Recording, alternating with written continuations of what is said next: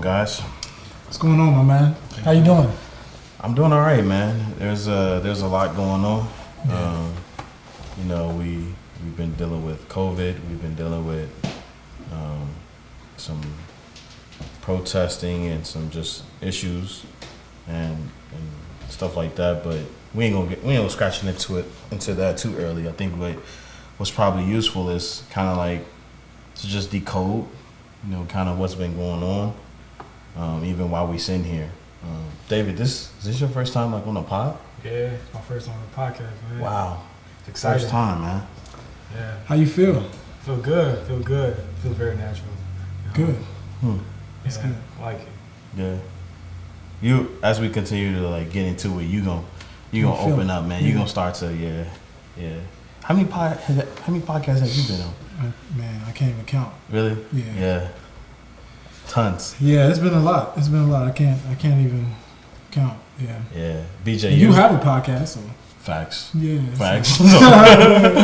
Facts. So yeah, this is good though. This is good. It's all about getting guys in a room. I think this is probably the perfect time to really just get leaders. I think this conversation is important because it's where we get leaders in the room and where we're able to talk, be able to kind of scratch at some of the issues that's going on, and even understand why we in this position, like why are we here, and then we even got BJ here. We had to bring this guy in here in this conversation, man. BJ, this your first pod, man? No, I've been on a few podcasts here and there. Just I Yeah. have a podcast. Respect. Not promoing right now. Yeah, I was about to say. It's Actually, I promote Champ Talk. Me and Gary Brackett. Check it out. Apple Music, Spotify, wherever podcasts are found. So we That's everywhere. dope. We syndicated. That's dope, man. We're gonna have to just link up and do something like that's gonna show the two of the podcast kind of collaborating. Most But definitely. I mean, Too Easy has a podcast. We got a podcast, man. Too Easy Podcast. Too Easy Podcast, the Too Easy Podcast. So Yeah. we're gonna be getting the the word out as far as all of our platforms for sure. But I think this was definitely needed because one thing we had to realize is that during this time period, there's a lot going on. There's a lot of angles, and I kind of want to get just kind of everybody's like perspective on what's going on. As far as how is it impacting you? How are you dealing with it? Excuse me, not so much as we, but how are you dealing with it? And kind of just let that conversation flow. So Yeah. I mean, Nate, we'll start with you and I kind of move this way. But like, how's this help? What is going on in your eyes? Like, and how is this is affecting you? Well, I mean, every time I think about it, I get a mixed emotion. That's one thing, and then the other thing is my mind frame about the whole thing has changed over a period of time. As different things have happened, my mind frame has pretty much changed. And to start off, when George Floyd initially, all the stuff happened with George Floyd, it put like a sadness in my heart, honestly, just seeing that happen. And I can imagine for anyone else who has a heart. But it wasn't just that type of, it was a different type of sadness. Because we've seen a lot of things, we've seen, people running away, and getting shot in the back. We've seen all types of really, crazy stuff. But this one was different for some reason, man. Mm-hmm. And it was really, really hard to watch. And just the way we saw the world react to it was different, So within my lifetime, at least, I can imagine what it was like back in Emmett Till days, or any of those other types of things. But within my lifetime, that had to be one of the most kind of life-changing videos that I've seen. Yeah. And so when I initially saw the video, it brought that type of feeling. Which kind of like it turned into like an anger, a weird anger that was like, like whose fault is this? Whose fault is this? Let's get to the bottom of this. you know, and that's kind of like what it was for a while, for a few days, and then it ended up stemming starting to stem an eager like zeal, like to learn more and to know more. So that's when I started kind of like educating myself and, you know, looking into history, you know, looking into what's going on right now, getting facts, because, you know, we see all these things on social media, we read, you know, all these posts and things like that, and it starts to, especially initially, it was starting to get like cloudy what is like fact and what was like opinion. And so like doing that fact checking and then just realizing, you know, maybe it's not the best idea to get all your information from social media. You know, try to get it from the sources, you know, as close as you can get to the source as possible. So that's kind of what, you know, the stages of my feelings towards this whole situation. That's kind of how it's gone. You know, and then really just because you get to a point where you're sad and everything, and you're feeling the emotion, and you're feeling kind of like the emotional fatigue from it. But then it just gets tiring. You know, the fatigue actually ends up taking a toll on you. You know, like your body. You know, to where like, okay, we're exhausted. And when people say exhausted, I really felt that, because it's like, okay, how many times have we talked about this? How many times have we, you know, it's just a lot, you know. And so then it turned into okay, enough talking. What is the action? What is the action? What can we do to actually do stuff? And that's how it's been for the last, I would say, week. Man, that, you know, a lot of those emotions that you're talking about, I think that's it. And overall, that's a lot of people. I hear so many people tweeting, you know, on IG, and I see it, and I think a lot of people are sharing that emotion. But I don't see a lot of people doing is I mean, what I'm getting at is they're reacting to it, and that's what's interesting. We all reacting to it was something that video just, it grabbed us and it made us feel some type of way. You know what I'm saying? We looking at this guy, and we're seeing him, you know, being murdered right in front of our eyes, and I think what we can see, you know, just really just you just able to connect to it. Yeah, just connect to it. You just like, because you can see yourself in that situation. Yeah, David. You were talking about, you know, we're talking about like how are you feeling, how is this affecting you? Kind of break down in your head kind of what's going on, you know, because I think that it's important for just people to realize, or for us to realize, just as men, sometimes we got to start talking about these things to the point where we all could understand like what the thought process was going on in our heads. Instantly when I saw the video, you know, instantly anger. You get angry. He was like, what is this? You know, why another man? You know, another black man is dead. You know, off the hands of police brutality. You know, it's kind of crazy in a sense. So again, it led me to do more research. Like, what is the actual reason for this? Why is this constantly happening? You know, because it's been happening. We're fought for our lives, like how many years, you know? Yeah. And it's insane. So I did more research. I came, you know, found some more. So I'm still doing it. I feel like it's a lifetime process, quite honestly, because it's years of information, you know, that has been constantly, you know, being generated. So right now, you know, we're in history, so there's constantly information being generated. And I fell in love with the process of me researching. It kind of makes me angry at the sense, because I came to question myself, why am I just not finding out about this information, you know, just because of that black man died. So I have to go ahead and research. It's kind of mixed emotion. You're happy that you found the information, but you mad at yourself that you're just not finding information. You're mad at yourself because you didn't have the initial urge to just find it out by yourself. Definitely. Bro, that's man. It's real. Prolific, bro. Right. But I think what you just said kind of just opened the eyes for me specifically, because that's kind of what's going on with everyone. Like, you know, we're lollygagging, we're thinking everything's cool, like we're going about it, life, like, you know, things are happening, life goes on, and then this comes to happen and literally smacks us in the face and let us realize, like, you know, we haven't moved one iota past you know, What we meant. with slavery. You know what I'm saying? You know, we could look at like things that happened in 1865 and say, okay, the same things happen now. You know what I'm saying? So it's very trick, man. That's prolific, bro. BJ, you want to chime in on this one, or you? Oh, no. So, in terms of, so the question was like the progress of emotions, how we're feeling in general, or Not so much as a feeling. Well, a feeling is cool. Yeah, let's talk about feeling. But I guess my question was more of in the tone of how this is affecting you. how is it affecting me? I think it's just number one, purpose. Purpose is a huge thing for me.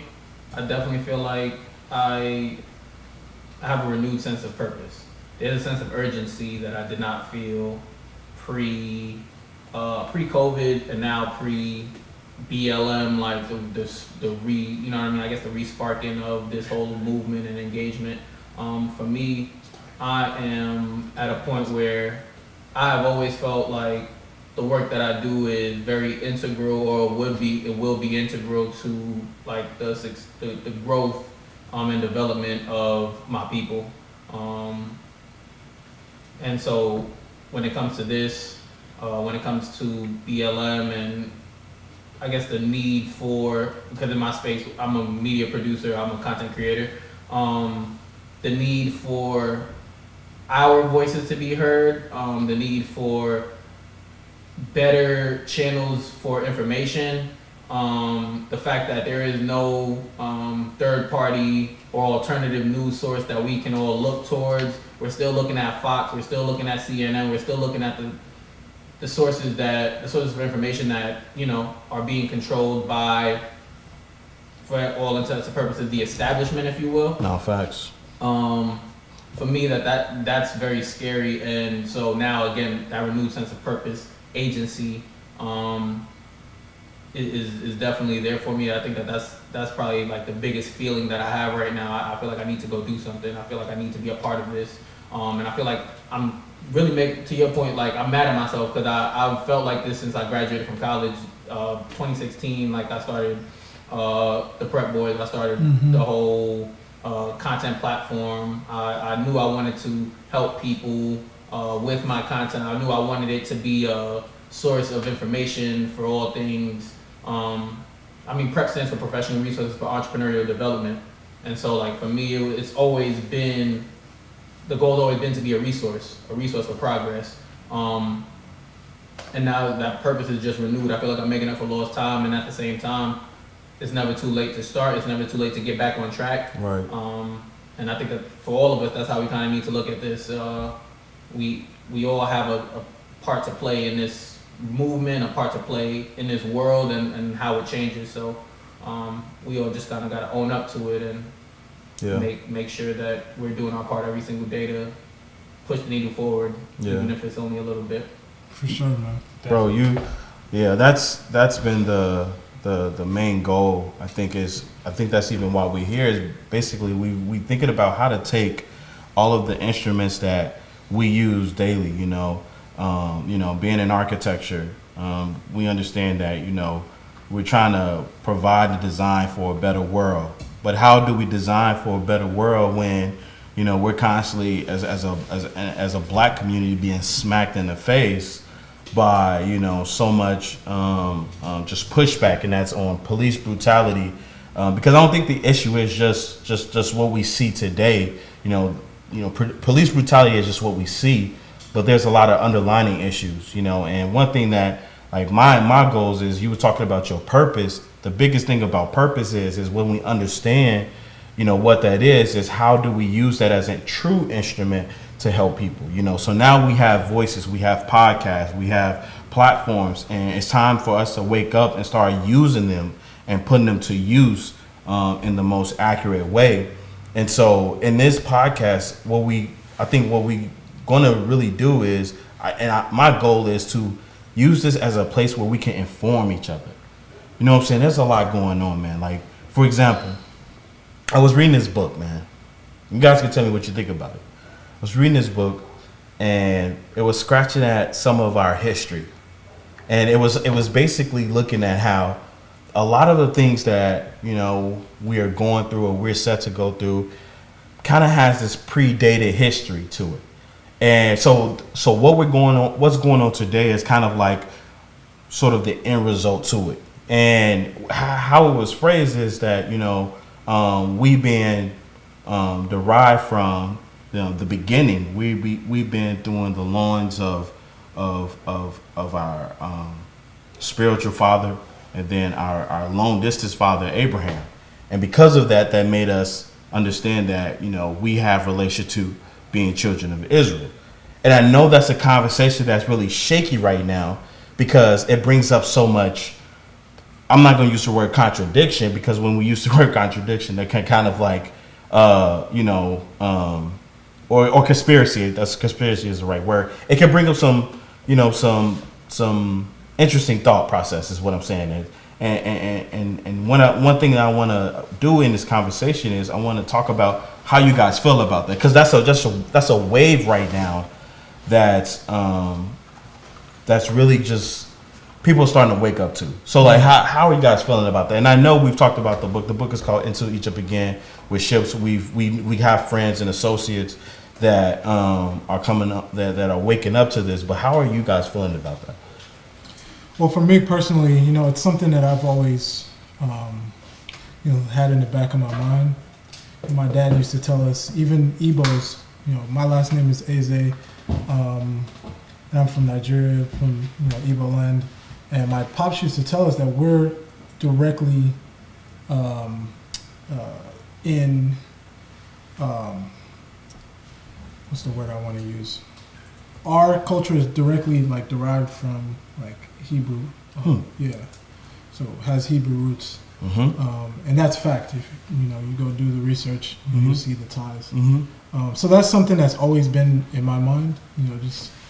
But the fact of us like being the chosen people and knowing like kind of like the culture. I mean the context, the biblical context behind that, I never really knew, nor did I dive into until recently. But as I start to dig more deep into it, I start to understand, and it starts to validate, everything that's pretty much happening now. Yeah. And that's the most. And weirdly enough, it is. Yeah. And that's the most interesting part about it is like, it's one of those things that you cannot deny. Yeah. It just makes complete sense. Yeah. And we also talked about it back in like, what was that, 2017? We created, remember when we created the bridge at Ball State campus, where we brought all the leaders and people in positions on campus, specifically black men, in a room, and we sat and talked about some of the things we know, just kind of shared information and just had conversations. And that conversation came up, and it was kind of like an enlightening moment, because funny enough, I didn't even make the tie back then. So I didn't make that tie until like recently here back, when my dad was talking about it, way back when, and then when we talked about it in 2017, at that time it didn't all make sense. But now, like I said, that I've gotten almost a new enlightenment, with studying and researching, more things. Like I said, it makes a lot more sense. Yeah, it does. It's starting to become one of those things where you can't ignore it. You can't ignore it. And I didn't even think about that, bro, because that was a big conversation. I remember Kyrie kind of being the leader on that, and because of my like background, I didn't think much of it, man.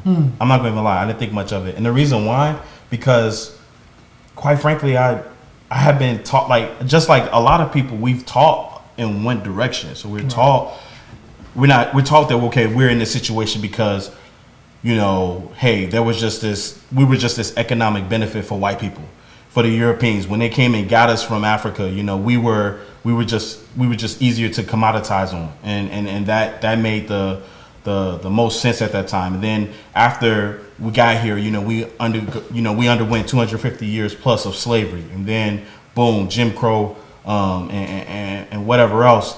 And you think you just consume your mind with like, okay, I'm just here because. And one thing for me, right after I graduated, I started thinking like there has to be more to it. It's no way, it's no reason why the black population, the black race around the globe, within the US, within Africa, within the Europe nations, within the Asian nations are hated on such a large level. It just don't make any sense. There has to be some other significance behind it. Right. So when he was even talking about it, I disregarded until later on I was able to come at it with a different view. And I'll tell my story if y'all don't mind, bro. That moment was probably when I had the police called on me at Ball State. Interesting. And that moment, because of what happened after the police was called on me, and I was basically told that I couldn't have the event that I wanted to. And Run us then, through that scenario. What happened? yeah, man. So basically, it was towards the end of the semester, and there was two events that I was putting on for NOMAS, which is a national organization for minority architects. You're obviously a part of NOMA. You know about NOMA, but great organization for architects, black architects, and minority architects in general. And being the president, I wanted to do something that was just like a farewell. I was getting ready to get out of there, and I wanted to have just this great event where it could just bring unity. You know, we had just got done doing an amazing fashion show, Unity in the Jungle, and so this is my brain about unity.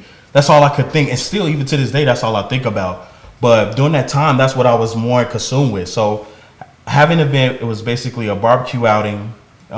Basically with food and drinks and music and fun, and then later on was going to have a little small fashion show using LSU, using Maya Monet was in it. Who else? I think there was a couple other design studios that were a part of it, but we were using them and working with them to make the show like what it is, right? So it's going to be a small something for Cap. And I had programmed it. I had put it all together. Went through the right, I would say, ways to go about getting the room. And when it came down to the day of having the event, I'm on the grill, I'm cooking, and all of a sudden this lady, like her name, I'm not going to say any names, but she probably would never see this anyways because, you know, she don't want nothing to do with me. But I'll say no names. yeah. Don't say no names. Please. Yeah. But yeah, and I was just about to too. But she basically came outside. She was the secretary of the College of Architecture and Planning. She came outside, she started yelling at me. And saying that no, I couldn't do it. And I'm like, what I can't do? And she said, you think you can run this school? You think you can run this? And I'm like, I don't know what's going on. And then she literally walks back into the building. I'm flipping like wings, bro, on the grill. Literally, some Iron Chef type stuff, bro. I'm literally like cooking and she's yelling at me. So I'm like, and everybody's looking at me. So it's like this point of, honestly, I was a little bit embarrassed because I didn't know where it was coming from. Mm-hmm. And so I handed grilled over to one of the guys that I was working with. I was like, yo, you know what I'm saying, please, do this, take care of this. I'm gonna go and handle this situation. So I walk in, tried to talk with her, and she completely ignored me. She ran down to the room where they were setting up for the fashion show, and she literally told them, Josh lied to you guys. He didn't reserve this room. You gotta close it. We gotta close it. Y'all can't have this fashion show. Heavy stuff, right? So obviously people are coming to this show. The show is happening. It's at 6. It's 6 o'clock right now. The show is happening at 7. I got to try to get everybody organized and handle this situation in 1 hour. So I say, guys, it's all good.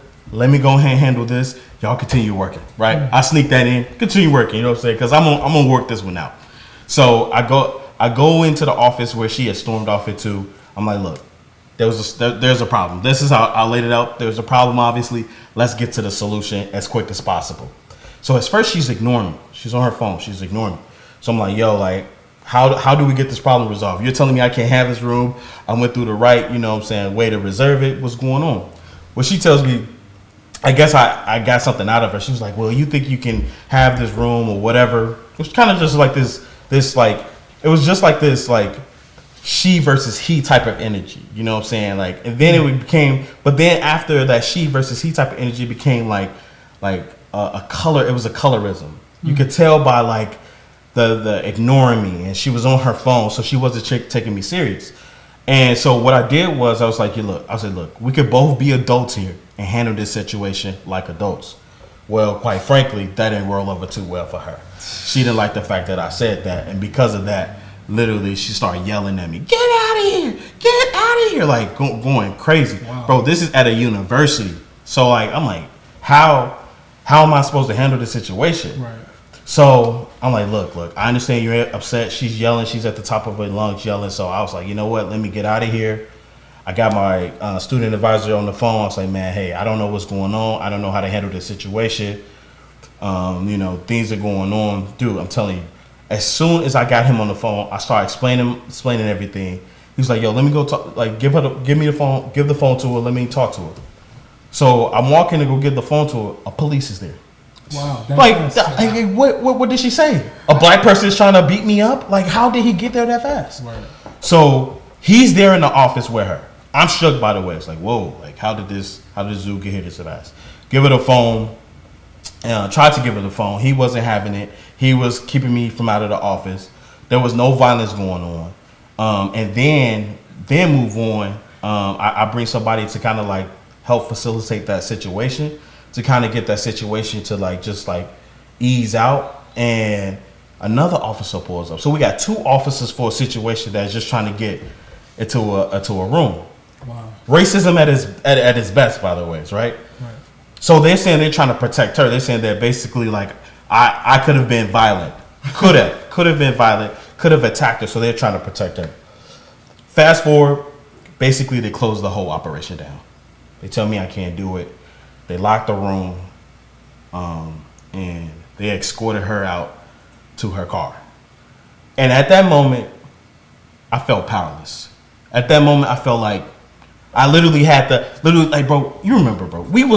I'm gonna say we was running the school, but we had our influence. We had what we've done. Exactly. We were literally we did a lot for Ball State, bro. They like even the College of Architecture. They literally glorified us because we was like really trailblazers for unity, real trailblazers for design. Right. So it made more sense. And she knew that. She did because she watched. Literally, they would talk about it, and it was everywhere. So because of that, she used her influence to close everything down.